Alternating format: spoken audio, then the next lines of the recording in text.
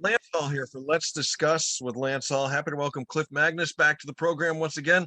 Our fourth installment. We've been talking about a fantastic set of CDs that he put out on the Melodic Rock Classics label.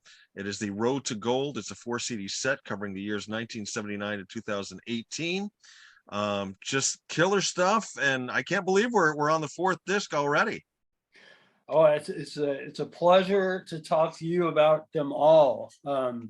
You've done your homework, and I mean it's a lifetime of work. So, each and every song has a story, and I appreciate you listening and sharing it with your audience. Oh, it's fabulous. And I've gotten a lot of great comments back. People have been loving it and hearing the stories and the names and the songs and everything. It's just been so cool. Yeah, cool. Disc 4, let's start out with track 1, Forget That Girl. You were taking another crack at Aerosmith, and this is kind of one of those Aerosmith kind of raunchy, raw rockers on here. I like this one. Yeah, that's what we were going for. And I was doing my best Steven Tyler imitation, screaming and then the background vocals too were reminiscent of, Aerosmith's backgrounds, 2-part harmonies, and I don't know, it just felt like a real win kind of song for them. But again, who was I to think that Aerosmith would cut a song that I wrote? Because they've written all of their hits, so pretty much all of them. Well, it's like I said the last time, though, in that last song that we talked about, that you had written for them. You don't know the answer to the question until you ask it, so you go out and do it, and then you get it, but then you have a great song on your hands with any luck. So exactly, yeah, which is the case here. Yeah. Now track 2, Her New Day, you're going off in a Radiohead direction. The versatility, and this track, this CD probably had the most versatile stuff, I think, of all 4 of them to my ears. Okay. Well, that could be because I was obviously more mature songwriter and had, some success already. So it was kind of just, searching for things and writing for different artists. This song, my brother David gave me a lyric, and so I wrote this melody and track to his lyric, and I thought it was a real fitting lyric even today. It's about, abused women, whatever their circumstances may be. And in this song, she actually breaks free from her bondage and has her new day where she reawakens and becomes somebody else, So. Yeah. That's just my dogs in the background. They make cameos now. I like it. On here. So they're like, we like her new day, man. Yeah, we're going for it here. What I liked on this one too is sort of the sound effects on the intros. Of course, I'm an old Pink Floyd fan, so that sort of reminded me of some Floydish stuff in there as well. Very different kind of track. Yeah, we start out with phone ringing and the radio's on, and we hear a baby crying because she's overworked with her family, and then the vocal has a sort of what I call a phone. Telephone EQ on it, so it sounds like I'm speaking through a phone. Yeah. Well, in these days, the old school phone. Yeah. Cell phones don't sound like that anymore. Right. But back then. To go back to the one comment you made too, with branching out and trying different stuff, and you mentioned that you had written some hits, you had some success, and I sort of had a similar conversation. I was fortunate enough to chat with John Waite nice. Yeah. a little while ago. And he had put up a set, and with hits, with success comes a sort of carte blanche to go with, and whatever, you're like, okay, I want to try this, and your success speaks for itself, so more people are more open to that, and that's got to be a cool feeling when you achieve that.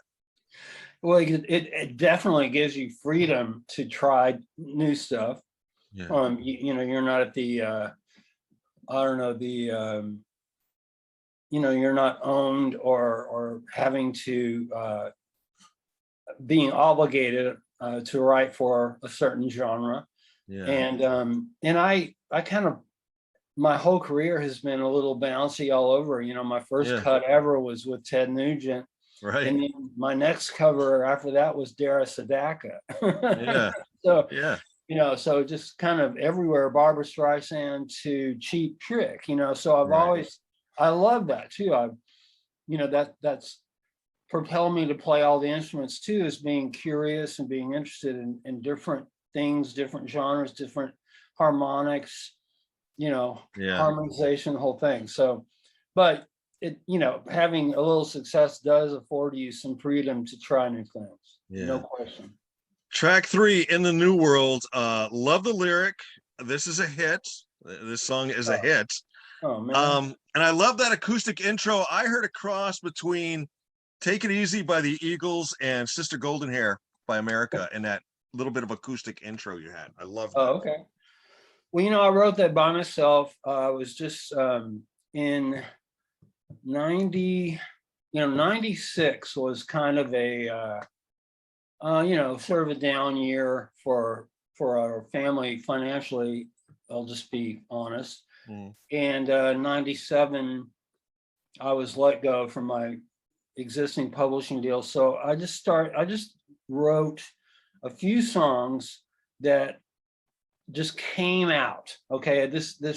I wasn't searching for any sort of direction. I just wanted to talk about Smokey Joe pushing his home down the road, you know, which is basically a shopping cart, and wondering what he's going to eat. And the chorus is, in the new world, there'll be peace in the valley.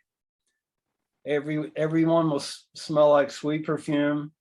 You know, let's see, every kind of race dancing in the street, and the rivers will run with wine. That isn't, I'm not quoting it exactly right, but I like how I say a cream colored Porsche in every garage and a Chippendale in every room. So Joe, you know, he's pushing his home down the road and he's hoping for a better life. And to me, that was the better life, was everybody having the same luxuries around the world, around the globe. And the intro was an open tuning on my BC Rich acoustic, and it was doubled, and it was just like big and aggressive, and you know, just I'm playing real drums on there, and it's pretty analog, organic. Yeah, I loved it. Like I said, that track is a hit. Track 4, Katie's Suicide. I'll throw out my 2 cents first, because this is, I think, of all the vocals of all the songs, this is my favorite vocal performance of yours on all 4 of these CDs. Thank you. Loved it. It sounds like an incredibly personal song, though, and this is where I kind of want to let you just sort of take it. Well, you know, I have to admit that is Mark Jordan's lyric, and Mark is extremely capable of writing a lyric that sounds deeply personal, but is just something he made up. So I can't tell you for sure, but I know that the lyric is about basically wanting to reach someone who is in trouble, not necessarily suicidal, but just metaphorically lost. And, you know, I'm trying to hitch a ride to Katie's suicide. You know, I think, you know, metaphorically, it's like somebody completely, you know, doing themselves in, and you trying to help and trying to get to them. And that was around the time of What If God Was One of Us? Okay, right. Joan Osborne song. So we were all trying to write really, really personal, painful lyrics and you know, acoustic, sort of organic, again, songs, and that's where that came from. And I appreciate you recognizing the lyric. I like it too. And, you know, just go ahead. I'm stepping on your words. No, it's emotional. It's an emotional song, and it's emotional delivery. I felt that. I think everyone has felt the longing to help a friend or a loved one when they're in trouble. And just toss out, you mentioned Mark Jordan. He's, of course, among others, Cher, Bette Midler, Josh Groban. He won a Juno in '94 with Reckless Valentine. So, yeah, definitely. No, he wrote one of Rod Stewart's biggest hits, "Rhythm of My Heart." Right. Yeah. As well, yeah, he's one of my favorite songwriters, collaborators, and one of my favorite people in the entire world. He's just a Nice. sweetheart. I love him. Track 5, "Living the Dream." You say this was a song born out of a dark place, meant to slowly uplift your spirits. What I liked about this track is there is a sparseness to the music and to the vocal. There's a lot of room to my ear in this track, which I really liked. You throw in something like Wichita Lineman, by like Glenn Campbell. It's got that you can see and feel the sparseness, and that's what I felt in this track. Oh, good. Yeah, it's just acoustic guitar and one electric guitar, and then in the chorus a hand drum comes in to just kind of play the downbeats. And it is, yeah, it's that was in that time where it's just things were in flux, and it seemed like what every songwriter's idea is to move to LA and walk down Sunset Boulevard and hope for the best. And it happened to me, and it's happened to hundreds of others. And I wrote a little ditty about it. It's plain as that. Good stuff. Yeah, thank you. Track 6, "What You Want." You're going for a Foo Fighters vibe, but you throw us in a little bit of King's X, a fellow Texas band. I love, oh my gosh, I King's love X is fabulous. Yeah, and they have this thick meat and potatoes wall of sound, and their chordal structures are often a little unpredictable. So yeah, on the bridge, I added in a couple of really heavy guitars and the same sort of chord structures as those. And that was a lyric by Jennifer Gross, who also wrote "Feel" on the third CD. Yeah.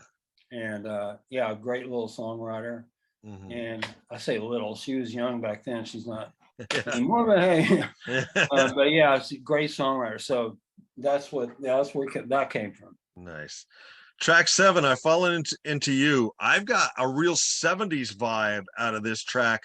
Hayden Bell and Oliver Jones. I could not find anything on these two people. Yeah, Oliver Jones is the brother of, oh man, it was an Australian duet, and I'm blanking on the name right now. I'll let you go to town on that one. Okay, all right, I'll check it out then. It's not Roxette, but it's like Roxette. It was a duo. Okay. And Hayden Bell is responsible for discovering the Veronicas. Okay.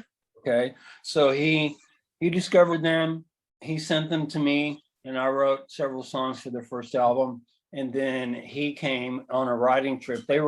He and Oliver were going for another sort of duo, like his brothers. And so they were writing material for that album.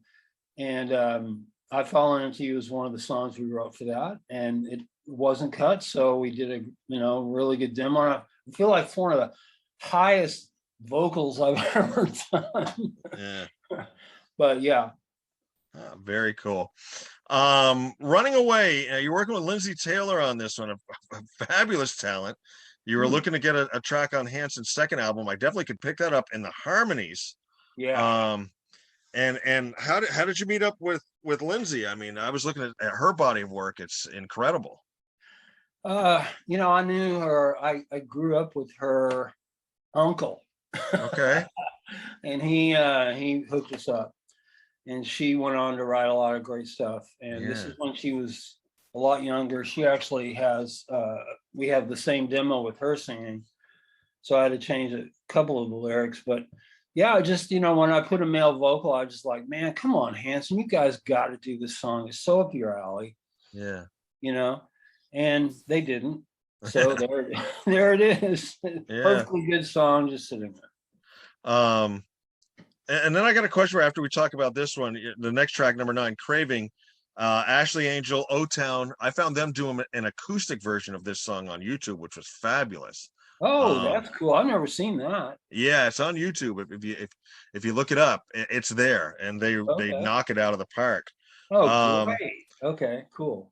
You worked with, back in time, you worked with, we've mentioned Barbra Streisand, Steve Perry, You worked with Quincy Jones. Now you're working with like O-Town, Hanson, Avril Lavigne. Music is sort of a universal language and everything, but you're working with sort of like a newer guard, I guess I'll go with, as opposed to sort of like an older guard. Is there difference between the two guards, or is music and it's just all great talent?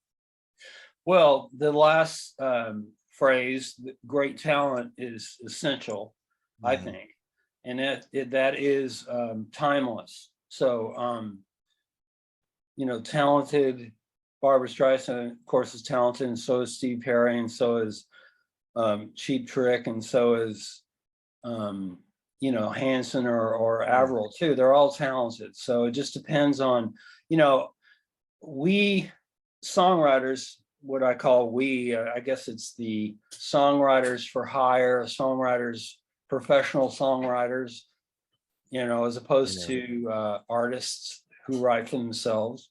Yeah. We have to adapt to the times, and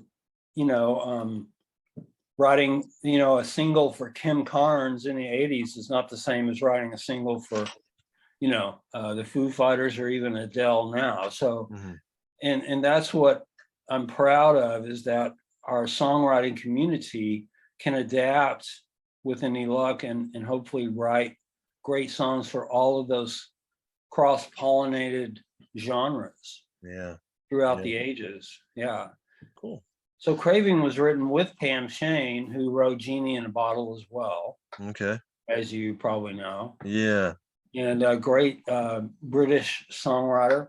And we just wrote, something we were trying to, when Steve Kidner and I worked with O-Town on their O2 record, their second album, they were trying to, the climate of music then was, pop music and was like blurry for A Puddle of Mud, and our A&R guy at the time said, just try to keep Puddle of Mud, channel Puddle of Mud, and so we did. And then by the end of the recording process of that album, boy bands were a complete history. That was like 2002 or something, and the album, the music public, the fandom out there is they're very fickle, and they're very exacting, and they're very particular, and when they're done with boy bands, they're done, man. So O-Town went away, but the song Craving still is here, so I recorded it and sang all the O-Town harmonies on it, and tried to make them my own. You talk about music going in cycles. Back in the day, you had artists who had a lot of longevity, like a Journey, like a Barbra Streisand, like a Neil Sedaka, who had hits forever and ever and ever. Today, you can't deny the talent of the music, but it seems like it doesn't have the longevity, the artists that they once did. Do you think it's due to just the sheer volume of people out there, or is it everyone's attention spans are that much shorter now? What's your take on that? I think it's both, Lance. I think that right now we're in a very highly disposable culture of just wanting to hear something now and hear it a bunch of times and then never hear it again. Move on, right? Yeah. And back then, Journey, I was a huge Journey fan from the beginning, because I was a huge Santana fan from the beginning. Right. And so anything they put out, again, just sheer numbers of artists releasing product was probably a quarter of what it is now, simply because you can release something on YouTube the same day you make it. Right. And back in the 80s, 70s, 80s, 90s, you had to make an entire album, which took a few months. And then it took a month or so to mix it and to master it, and then another month to promote it, get it out. It took a long time. And then when people had the vinyl and they perused the liner notes and listened on the headphones or in their home systems and things, they just relished it and they took their time with it. So I think that both of the things you said are true. Yeah, I agree. I miss watching artist development, or discovering an artist, like, of course, I discovered REO Speedwagon with the High Infidelity album. Well, then I went back, and got listening to all the other stuff, and it was great to hear the way things developed, and I sort of missed that. Oh, I did But too. Yeah. leads us right to track 10. It's different today. Yeah, we wrote that. I wrote that with Tyler Lacey and Dennis Matowski. Yeah. And we were going for one of the American Idols. Did I say on the liner notes which one? Yeah, it did, and I thought I wrote it down, but I didn't. Oh, it's okay. Yeah. It was either oh gosh, it was one of the later American Idol contestants, and he at some point in the competition, I think he either did a Green Eye Blind or a Third Eye Blind, or he either did a cover or a voice that he was a huge fan. So we tried to make it a Third Eye Blind song for him, and it didn't get covered. And it's again, boom. There's a great Third Eye Blind and influence song. Yeah, definitely. I'm looking at the liner notes. I'm trying to see if you put it in here. No, it didn't. You didn't put that one in, but there was one in here that you did. I'll have to see if I can find it. Oh, we're gonna get to that one. Okay. But okay. I love the line about the 72 Camaro and different today, and I love the guitar solo in that song. That was fun. Oh, thank you. Yeah, we had a really, really fun time writing that song, and it only took us about an hour to write it, and then it took me 500 days to record. Just kidding. It only took me a couple of days. But yeah, that was super fun. Now, the next two are also American Idol-esque. Those Were the Days and Will You Wait For Me were both written for Bo Bice. Right. And so I wrote 4 songs and recorded 4 songs. He actually sang the demos of Those Were the Days and Will You Wait For Me, but the label only chose It's My Life and Valley of the Angels for his record. So they had these 2 great demos on hand. So I sang the lead, and Will You Wait For Me has always been one of my favorite songs I've ever written. It's a very kind of train kind of song. It's got that kind of Chuck Leavell sort of piano riff in it, and all the rest is pretty organic. Joey Waronker played drums on it. He was the son of one of the main A&R guys at Warner Brothers, Lenny Waronker. Okay. And yeah, I played all the other things, but yeah, those are really 2 good songs. Will You Wait For Me? I wrote with Danielle Bourgeois, who also wrote Unwritten for Natasha Bedingfield. Right, great tune. Who, for anybody who wants to get in any trivia, played Stephanie on All in the Family and Archie Bunker's Place. Oh man, you have done your homework.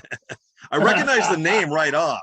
I had her at first. I had her mixed up with the girl that was on Facts of Life. But I'm like, I know this name, and I know it's from one of those sitcoms. So same era. Yeah. Great songwriter. She was also part of the first New Radicals album. Okay, I did not know that. Yeah, she was hanging out with Greg Alexander at the time, and co-wrote a lot of those songs and sang backup and the whole thing.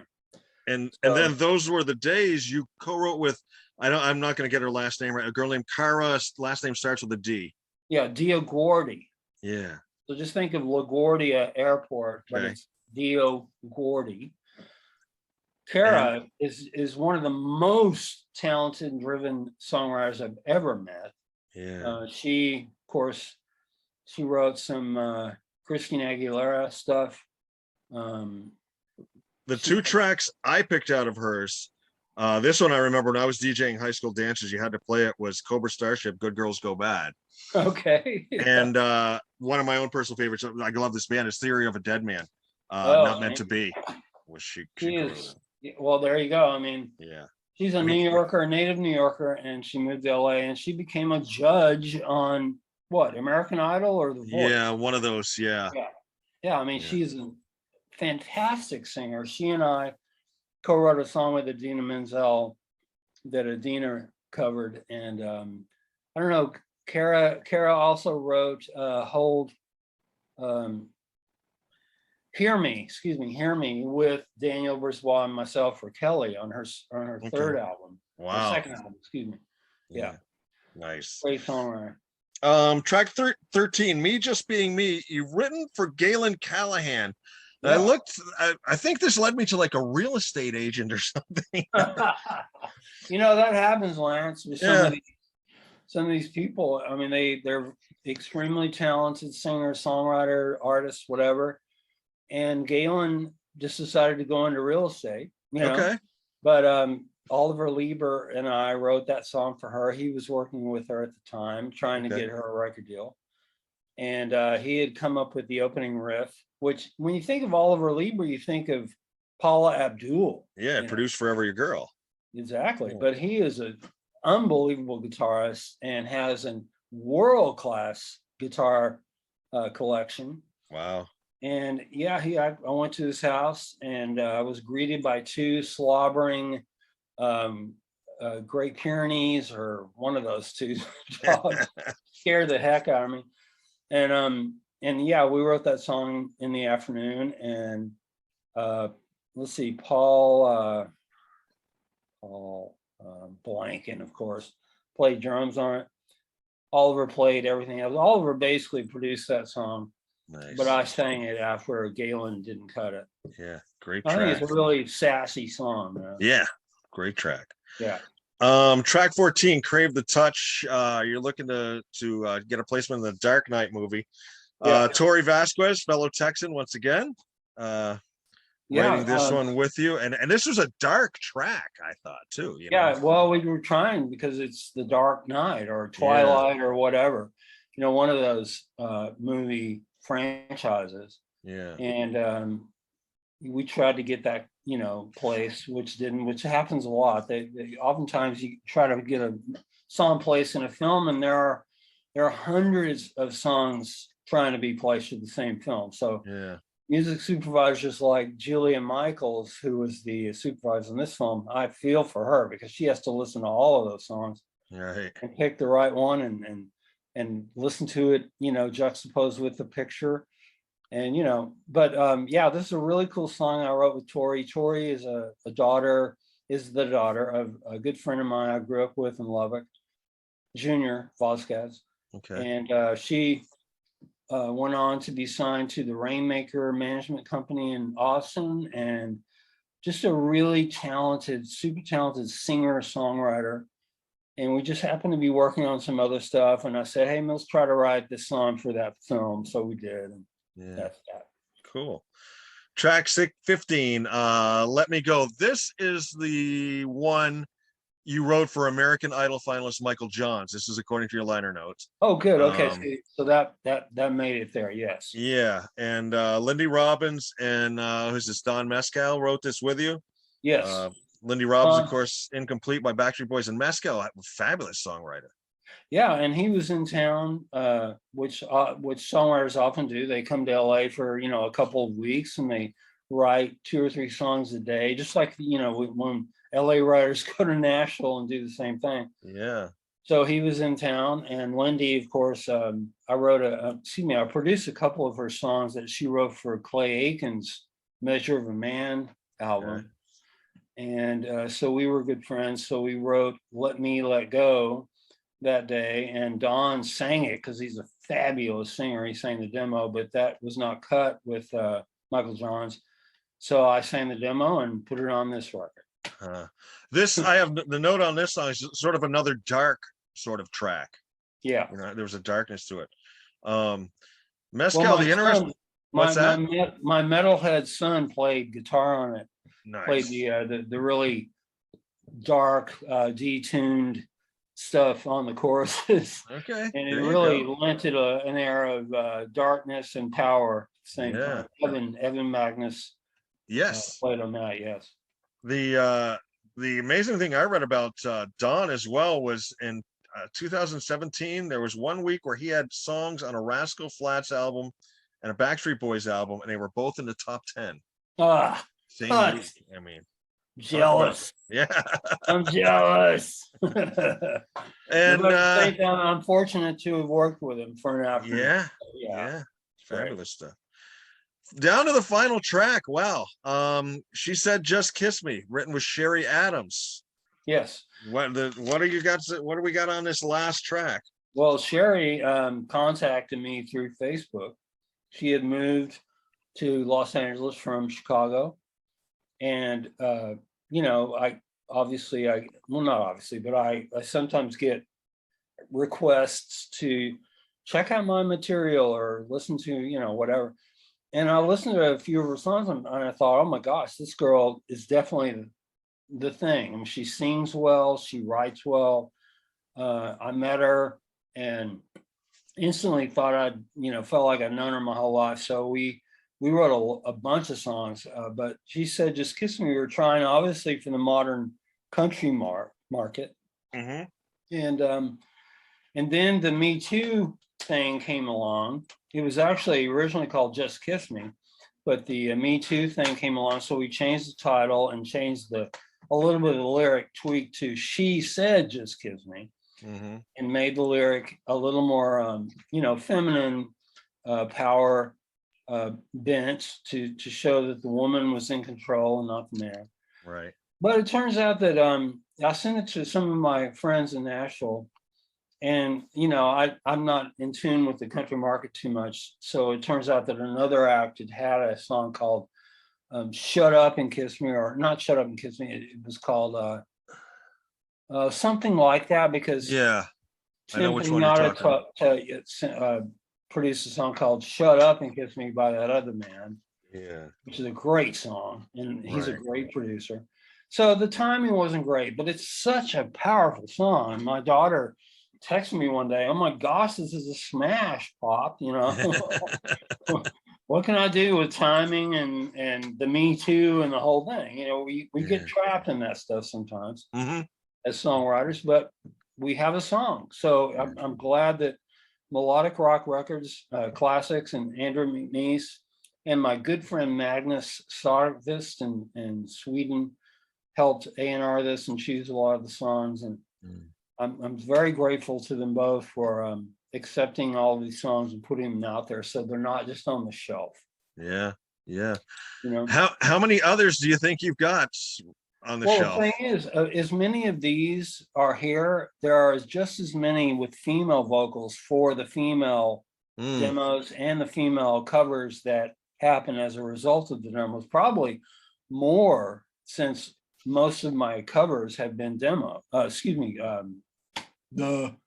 female. Right. So there are a lot.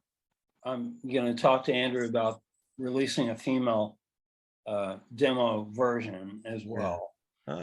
That'd be really cool to compare with, Oh no, yeah. I mean, just hearing the demo of for instance, the thing about Avril's record is those 5 songs I wrote with her were the demos. So there are no other demos existing besides the demos that sold 16 million records. So I'm proud of that. But we always try to make the demo sound like the record, and that one really works. But there was I have Karen White was a big R&B singer in the 80s. Yep. I have a song I wrote with Marty Sharon for her that we have the demo of.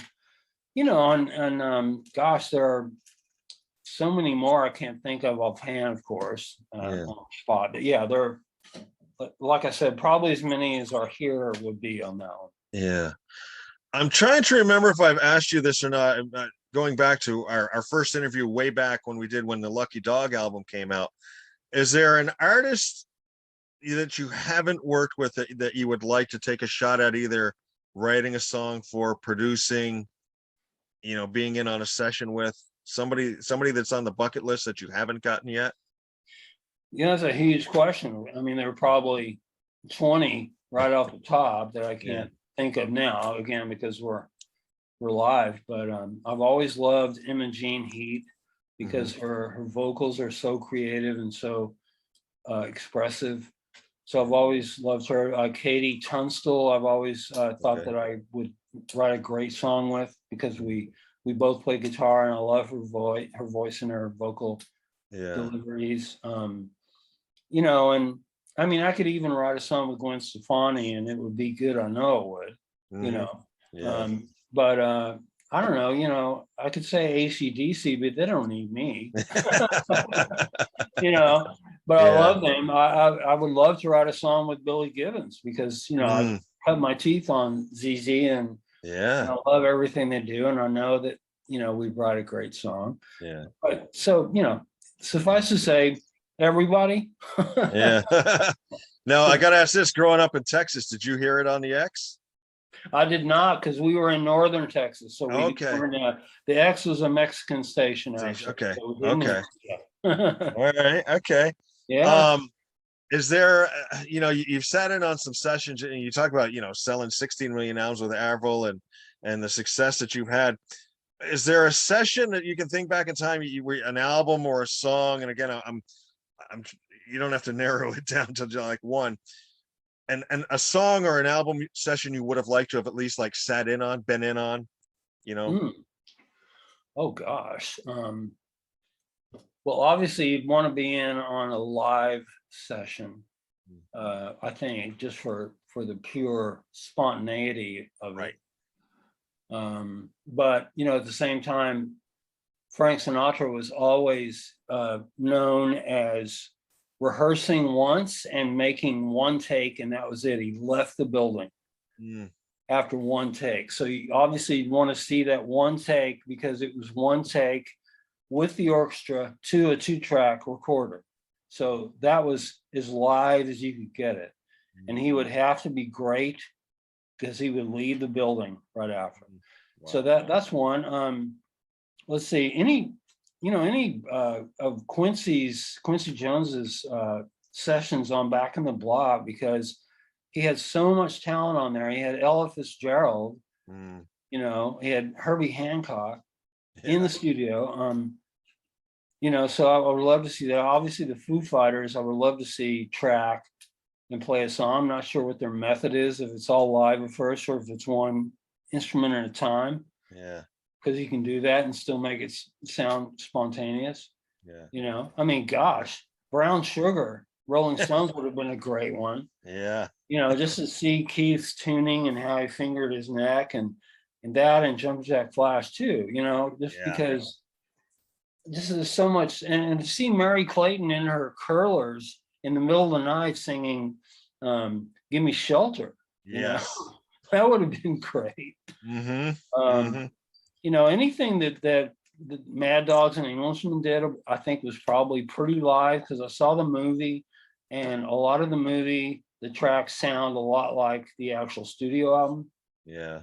And Leon Russell is my absolute hero. When I first saw that film, when I was 14, I saw him directing an entire band with a Les Paul. I said, "Oh, that's it. That's what I want to do."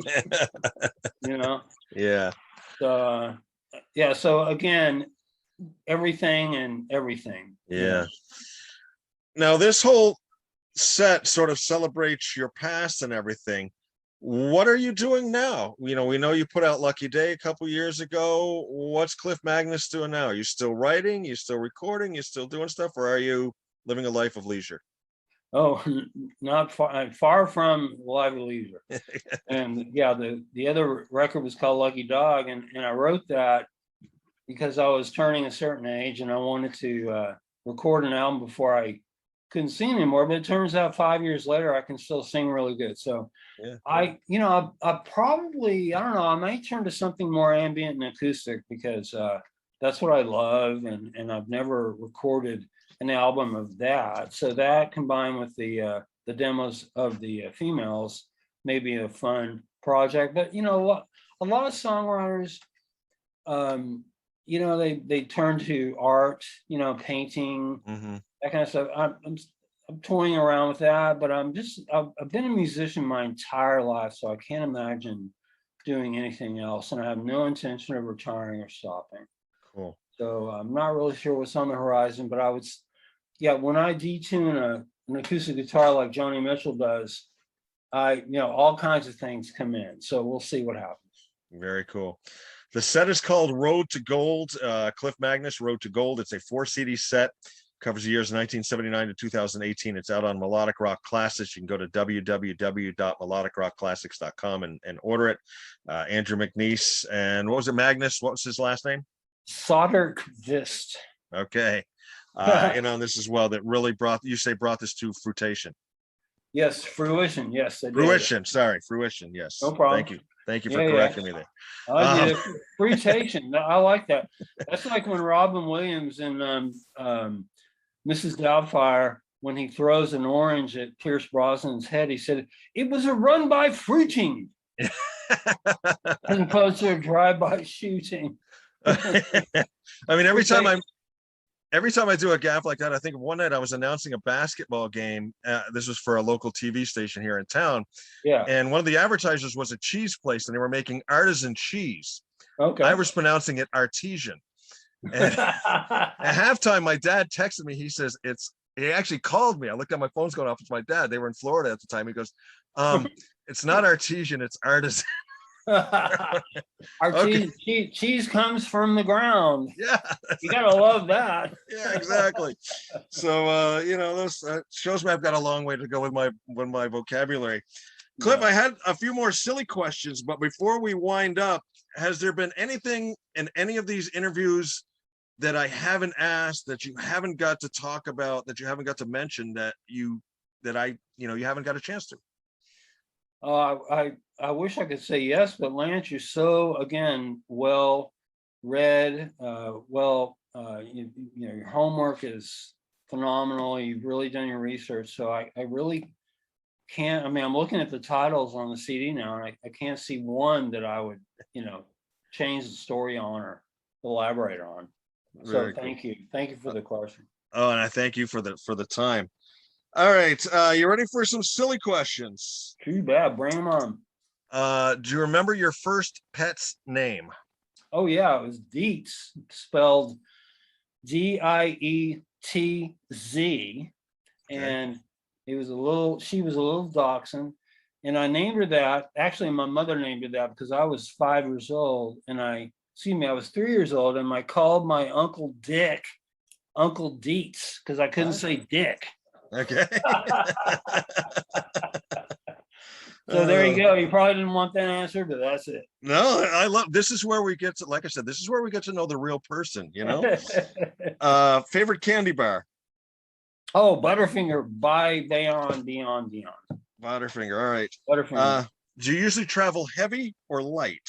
Light, baby, light. Just a carry on, right? Carry on only, that's it. Yeah, my wife and I have been to Europe several times for 3 weeks at a time, and it's just a carry on. You can't believe how all you need are all your toiletries and a few changes of clothes, and you're good to go. All right. Favorite class in school? Oh gosh, class. I guess science. Science? Yeah, science. Science, because in 8th grade science, my science teacher for our yearly science project let me build a Heathkit bass amplifier. Okay. As my science project. So I spent 31 hours building that amp, and man, was that a great amp. So yeah, nice. I'd say science. Would you rather go back in time and meet your ancestors, or forward in time and meet your great grandchildren? Wow. Can you say both? Yeah, sure. If you want to, Well, the thing is, Lance, I know so much about my ancestors because I have an aunt on my father's side who's done a lot of research. I have an aunt on my mother's side, again, who's done loads of research. So I have, before 23andMe existed, they had both done the research. So I go all the way back to William the Conqueror on my dad's side. Wow. And so I would love to hang out with those people. Yeah. But gosh, with the world in the way it is now, I'm not. Of course, I'd want to hang out with my great grandchildren. Yeah. God willing, I have any. So yeah. Very cool. Both. I'm gonna say both. All right. Oddest job you ever held? Oddest. ODDEST. The oddest job you've ever held. Oddest. Let's see, oddest. Let's see. Well, I'll just go through them. paper boy for the longest time. I delivered circulars from my stepdad's insurance company. I worked at a car wash. Wow. I worked in a music store. I played in a cover band in high school. Oddest. Okay. Gosh, I mean, there's nothing odd in there. Yeah, no, just good, honest work, you know? I mean, in my job at the music store, we had the occasion to run the sound for a Willie Nelson concert. So I got to meet Willie and hang out with Willie. Cool. How was that? That was just phenomenal. The guy is what you would think he is, just a gentle, loving, talented guy. I mean, this is back in 1976, you know, wow. So he and I went to his picnic in 1974, but I'm trying to think of the oddest job. Gosh, I guess you know what, Lance? What? I guess I haven't had an odd job. Okay, sounds good. Is there something outside of music you're good at? Are you a good gardener? Are you a good carpenter? Are you a good mechanic? Anything like that? Oh, I'm a very good handyman. My wife calls her a handyman. Yeah, I love being able to, you know, sort things out around the house. And you know, for instance, yesterday I changed the glide on a drawer. You know, I went to Home Depot and bought one instead of paying, you know, a carpenter $160 for it to do it. I spent $14 on it. So long story, I'm interested in that. I built 2 studios from the ground up, you know, drywall, electrical, the whole thing, AC, the whole thing, HVAC. And so I'm very interested. I love the whole process. So I guess handyman would answer that question. Excellent. Last one, and this is the one we have the most fun with. If they were to make a biopic of your life, what actor would you pick to play you? And it's your movie, your life. You can pick anybody. Oh God, that's such a spotlight question. I mean, does he have to look like me? No, it can be anybody. You know, you want Tom Cruise to play you, you get Tom Cruise to play you. You know, you want well, you know what's so funny is that Brad Pitt came to mind. And I don't know if it's because I have a Brad Pitt story. Have I told you my Brad Pitt story? Tell me the Brad Pitt story. I gotta hear it. All right, real quick. I was in my studio in 1988, and my wife came back to the studios in the backyard in the garage, and she said, "Hey, there's a really cute guy that wants to buy the Cherokee." And so I said, "Oh, great!" So I had a really cool Jeep Cherokee with a 3-inch lift kit and custom rims and the whole thing. And I was selling it on the Recycler, which is what basically was Craigslist for the 80s. Sure. And there was a cute guy out there with a pork pie hat, and he said, "I really want to buy this, but I need you guys to co-sign my loan at the SAG-AFTRA credit union." We said, "Well, sure, we'll do that." You know, we'd had success by then. Jack Wagner and this and that. We had success, and we had, you know, a bank account. And so we said, "Yeah, sure." So we drove down to the SAG-AFTRA credit union to co-sign Brad Pitt's loan on my Cherokee. That is awesome. That is awesome. How wild is that? And he had only shot one pilot for television at that time. He hadn't done Thelma and Louise and none of that stuff. So it was just him, fresh from St. Louis, looking for a ride. Yeah, exactly. That's amazing. That is very I think Brad would be good. I mean, he plays guitar, so at least he could, you know, and he could probably mime any of the songwriting you know, situations or whatever. But I won't belabor that. Brad Pitt would work very nicely. Very cool. Just to sort of bring us back into the music realm of things. Okay. If a young person came up to you and said, you know, "Mr. Magness, I'm very interested in writing songs. I like to write songs. I'd like to be a songwriter." What advice could you give me? What would you say to him? Well, it's what I asked Avril the day she walked in, and with every artist I asked, I say, "What do you like?" Okay. And when Avril said, "I like the Goo Goo Dolls and Alanis Morissette," then, you know, those are two, you know, they're 2 pop acts, but they're still disparate in their genres and in style, right? Yeah. So I would say, you know, find something that has the influence of, you know, Google Dolls, or if it's Adele, or if it's Lizzo, or whatever it is, you know, try to listen to that artist a lot, you know, spend a day listening to everything they have, and then listen to something else that you like, and then go to bed and wake up the next day and just you know, come up with something on the piano or the guitar that you feel based on those two influences. Don't think about it too much, because the more you think about it, the more you get trapped in your own mind. It's a real feel thing. But first, get influenced and get sort of educated about where you want to go. Good advice. Definite good advice. Clif, once again, I just want to give the CD set a plug one more time. We've been chatting with Clif Magness. The CD set is called Road to Gold. It's all the demos from 1979 to 2018. It's out on Melodic Rock Classics. Go to www.melodicrockclassics.com to order it up. Fabulous chats, Clif. I have enjoyed every single moment of every single interview we've done. Me too, Lance. Thanks again so much for your time and your interest and your energy.